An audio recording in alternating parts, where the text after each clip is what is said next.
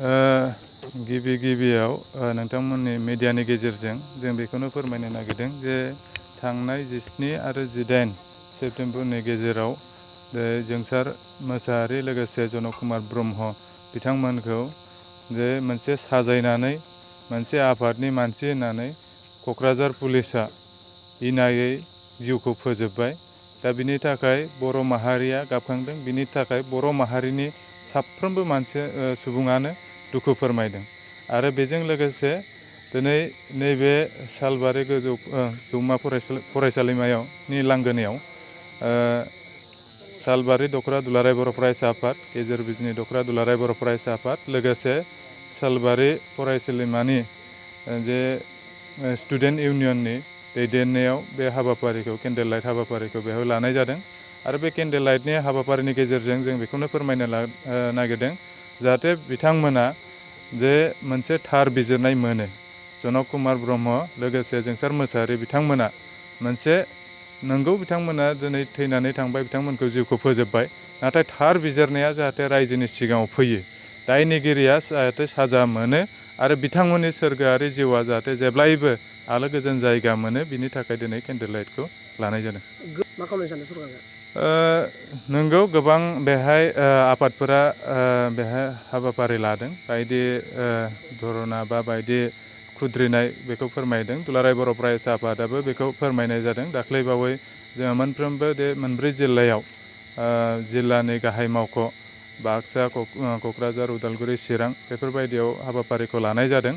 आरो बेहाय सरकारखौ दाबि खालामनाय लोगो लोगो सरकारनिफ्राय मोनसे इनिसियेटिभखौ जों नुदों जे जुडिसियेल इनकुवेरिनि थाखाय जे नैबे लयार आसामनि कमिसनारखौ मोनसे कमिटि दानानै होबाय।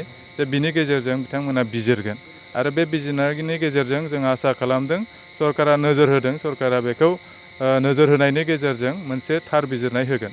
आरो बेजों लोगोसे बिटिआर सरकाराबो जे थैलांनाय न'खरनो थाखाय मोनसे अनुदान हिसाबै बिथांमोनखौ जिउ राहानि थाखाय मोनसे साख्रिनि थिसनलाइ होनायनि खोथा आरो जनक कुमार ब्रह्मनि न'खरनो होनाय जाबाय। दा जोंसार मोसाहारि बिथांनि न'खरनो होनायनि खोथा दङ। दा बेखिनिया जोंनि थाखाय बरायथाव। नाथाय गुबै खोथाया जाहैबाय थार बिजिरनाय। आसलथे बोरै मानो बेखौ बिथांमोननि जिउखौ फोजोबनो मोनखो आरो बे फोजोबनायनि आन्दोआव सोर दङ, गुबै बाथ्राखौ बेखौ दिहुनथारनांगौ जेरैखि जाया। आरो बेखौ दिहुननायनि गेजेरजों जाहाथे साजा मोनो बेखौसो जों दाबि खालामो। नंगौ नैबे समाव जोंहा मोनसे सेन्सिटिभ सम आरो जोङो सांग्रां जानांगौनि बाथ्रा दङ। बेवहाय ससियेल मिडियायाव जों बयबो एक्टिभ, बयहाबो फेसबुक दं, बयहाबो वाट्सएप दङ, जोङो बयबो बेखौ बाहायो।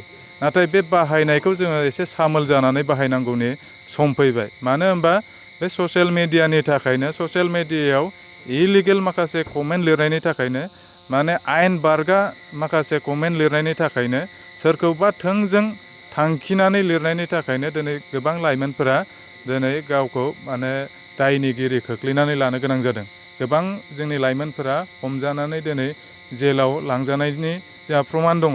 दा बिनि थाखायनो लाइमोनफोरखौ खावलायगोन नैबे समाव जाहाथे जोंहा सेन्टिमेन्टआव दङ, नंगौ जोङो बेखौ गोसोआव फिनानै लानांगोन।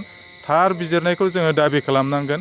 बिनि असिलायै नाथाय जोङो जाहाथे आयेन बारगा खामानि ससियेल मिडियानि गेजेरजों, फेसबुकनि गेजेरजों, वाट्सएपनि गेजेरजों जाहाथे रावबो होआ बेखौ खावलायगोन। जों सांग्रां जानानै थानांगोन। मानो होनबा लाइमोना बयहाबो इयुन दङ। जोङो फरायसा फरायसुलिफोरा गाव गावनि इयुनखौ दानो थाखाय जोङो फरायदों। जोंनि फरायसा फरायसुलिफोरा गावहा सिमां दङ।